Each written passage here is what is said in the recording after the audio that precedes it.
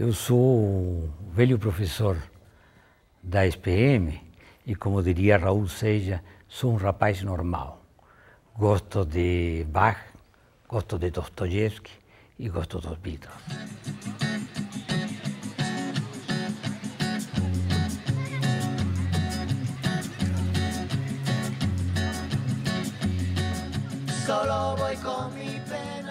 Eu sempre pensei que o mundo podia se mudar. Então, minha adolescência passou em ser diretório acadêmico, estudando um pouquinho, mas havia uma coisa social muito forte em minha formação. Sou um jovem que foi muito marcado pela Revolução Cubana.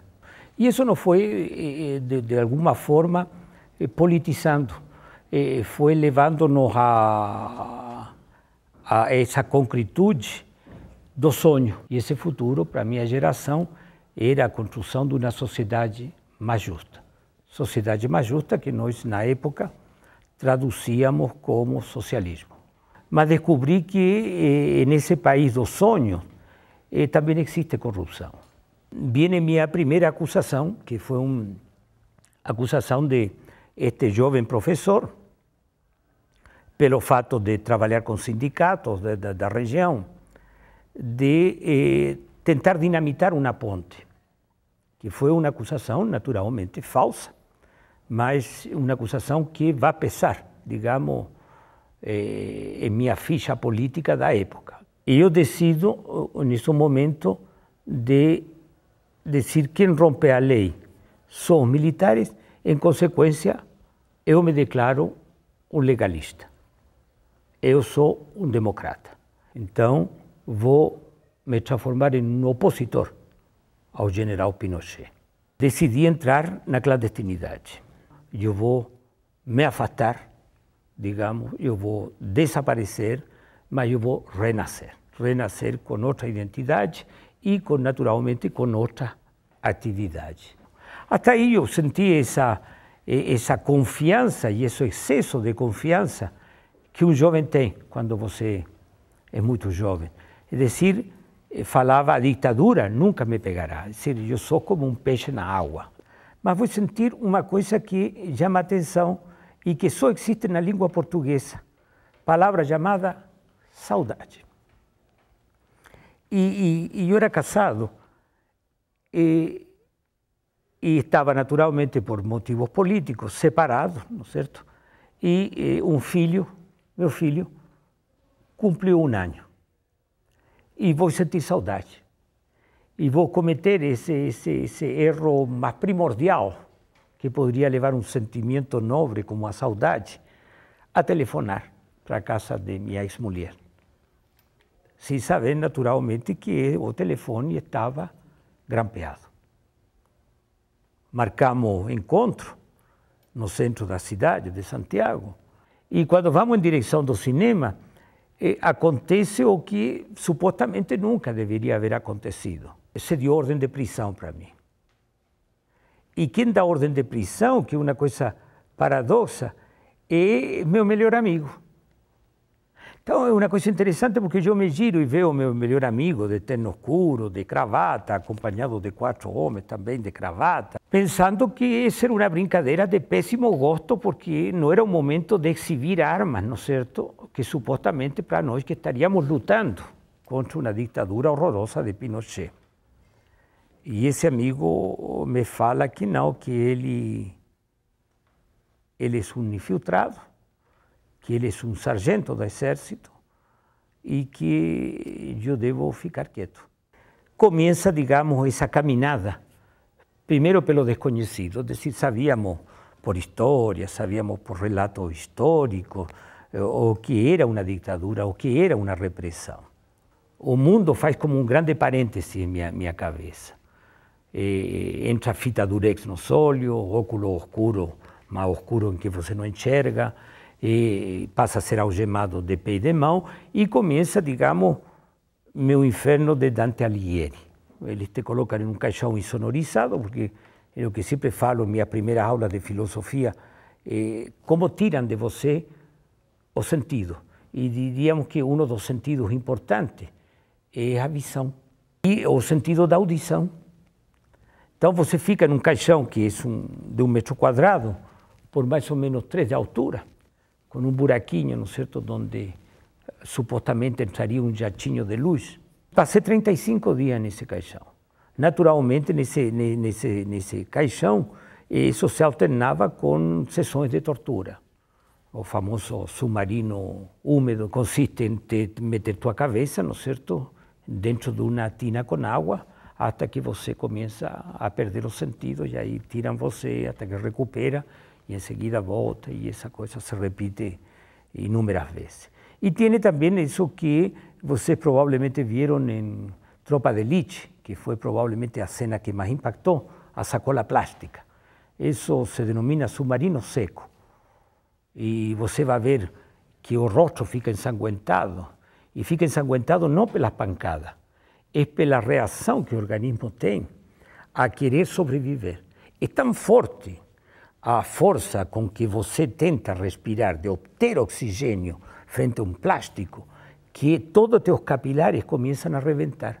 Então fica essa mistura de sangue com plástico. Então é uma coisa que não é agradável para ver, ainda menos, muitíssimo menos agradável para quem estaria sofrendo essa situação.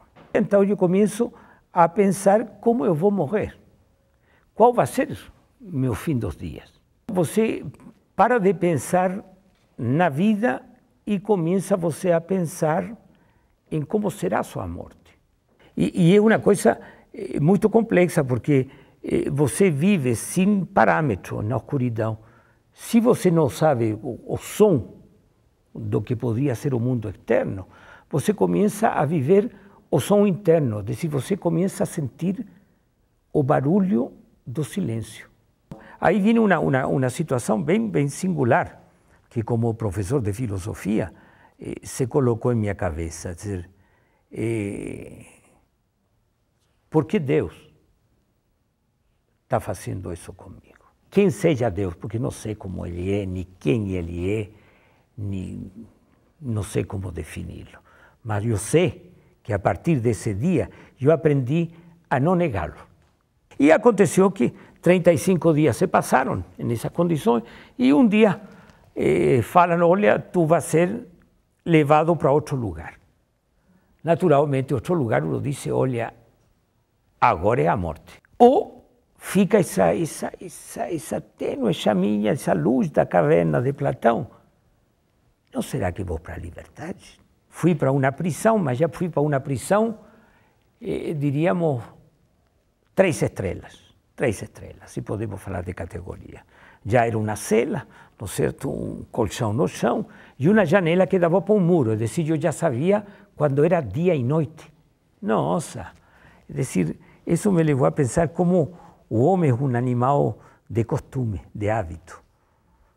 Como eu senti que a felicidade podia estar representada pelo dia e a noite. O sol. O sol, uma coisa interessante, é como se fosse um chuveiro. Os prisioneiros se falam sempre tomar banho de sol. E banho de sol é realmente, você tem um chuveiro de sol. O sol cai como se fossem milhares de gotinhas, não é certo? Que caem e se dissolvem para o teu corpo. Você sente assim como tua pele, tua vida está renascendo. Essa prisão, passei 3 meses isolado. Você sabe que, por lei, você não pode passar mais de 15 dias isolado. 15 dias leva a pessoa realmente a profundo desequilíbrio. Mas essa doideira, provavelmente, é o que me deu força para suportar o isolamento. O mundo continua a girar. E se o mundo continua a girar, você não pode ficar à margem do mundo. Você que sonhou, você que gritou de abraçar o mundo, de proibido proibir, você tem que continuar a viver. Esse é um imperativo. Não pode desistir. Covarde é quem decide morrer.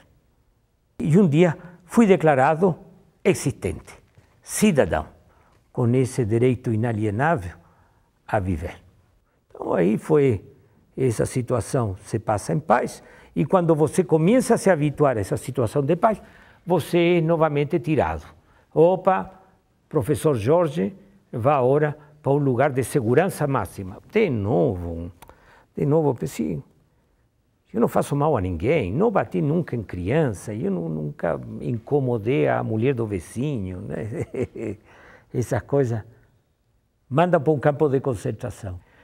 E um dia se abriu esse portão do campo e me falaram que eu ia para o aeroporto, onde um avião decolou em direção de Paris. É decir, estava livre em Paris. São 12 anos que passei exilado na França. E sempre sonhando em poder um dia voltar para esse país que eu idealizei, mas que não era mais esse país que eu sonhei. E ao mesmo tempo já me sentia estrangeiro, o que poderia ser em minha própria terra. Um dia nesse ir e vir de Paris, conheci uma brasileira que falava com um sotaque assim, que era chiado, que era uma coisa muito bonita. E foi ela que seria minha esposa atual. E o Sambódromo foi uma coisa, conhecer o maior espetáculo da Terra, é decir, coisa que você pode narrar, contar, gritar, e dificilmente alguém vai entender o que é uma escola de samba passando pela Sapucaí. E eu me lembro haver sentido uma sensação de liberdade tão grande, senti que cresciam em mim asas, e que eu podia ser essa borboleta que podia voar da Sapucaí, me aproximar das mulatas, provavelmente encostar nas mulatas e voltar para a arquibancada da Sapucaí. Mas nesse que era o sonho de voar, voei, mas voei em cima das cabeças dos turistas. Imagina um doido que voa da Sapucaí em cima das cabeças das pessoas, pessoal no chão, foi uma coisa horrorosa. Eu me lembro que gritavam para mim, argentino, filho da pé. Então eu dizia, e por que argentino? E que tem que ver a paz com esta coisa que grita para mim? E naturalmente, um tempo depois descobri qual era o significado. Então, eu me lembro que minha resistência a ser linchado nesse momento era que eu gritava, não, eu não sou argentino, eu sou chileno, eu sou chileno. O sonho não acaba nunca. É decir, em cada aluno que passa por minha sala de aula, é um sonho que se revive, que vai se nutrir novamente. Então, o sonho é eterno, é eterno. Você não desiste do sonho. Você, na vida, não está de trânsito. Você pode estabelecer raiz em qualquer lugar do mundo. Viva, viva. Não pense nessa coisa que você vai viver amanhã, que você vai realizar amanhã. Tem que ser aqui e agora. Sempre em filosofia diria que toda tentativa de mudar um passado significaria pagar consequências no presente. E o presente, para mim, está muito bom. Eu sou uma pessoa feliz. Então, se esse mudar ou me arrepender de alguma coisa significaria mudar o que eu vivo atualmente, não gostaria. Não adianta querer negar Pinochet, não adianta querer negar Hitler. Eles existiram, são reais. O que é interessante é que a memória histórica não fique do lado. É um dever nosso manter a memória histórica, é decir, holocausto nunca mais, tortura nunca mais.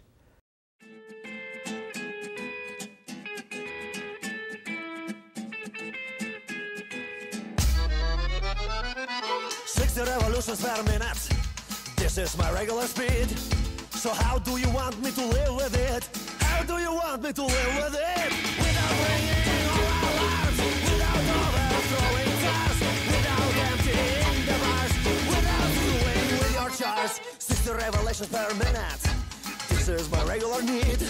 So how do you want me to live with it? How do you want me to live with it?